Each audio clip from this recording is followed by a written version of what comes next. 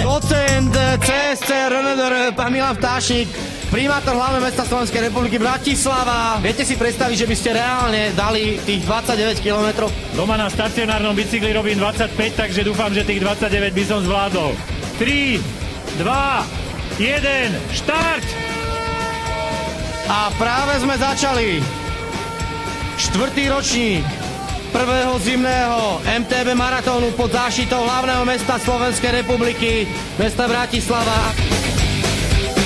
Ja by som povedal, že je úžasné, že sa podarilo zorganizovať takéto podujatie, pretože to ukazuje aj vzťah, ktorý Bratislava má jednak ku cyklistike, jednak ku behu. Uvažujem nad tým, že si bicykel kúpim, pretože ak presadzujem cyklistiku do života mesta, chcem ukázať, že mám k nej takisto svoj vzťah.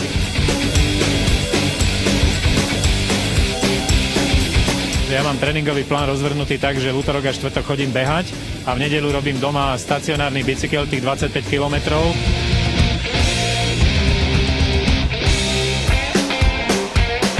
Keď si ten bicykel kúpim teraz na jar a začnem trénovať, tak potom by som prišiel aj na takéto podujatie.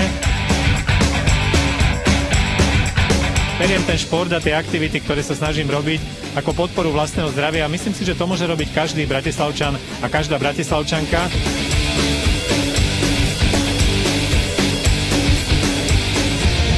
Bratislava ponúka príležitosti, treba ich len využiť.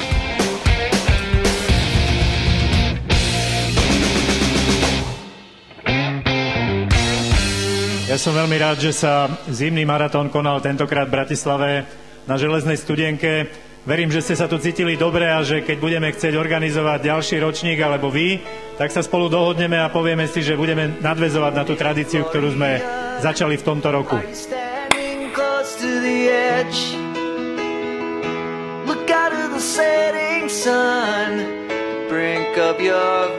Pán Milan Vtášnik vie dovzdať hlavnú cenu primátora mesta. Je to pohár primátora pre absolútneho víťaza, ktorého v tomto momente už aj nepredstavujem. My mu tlieskame, on sa vytešuje, dvíha ruky nad hlavu, stojí naozaj na vrchole a zožal všetko, čo zožať mohol.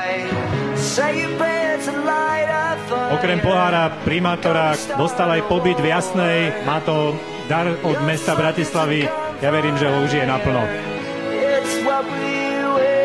For a Gloria, this is why we're on the edge.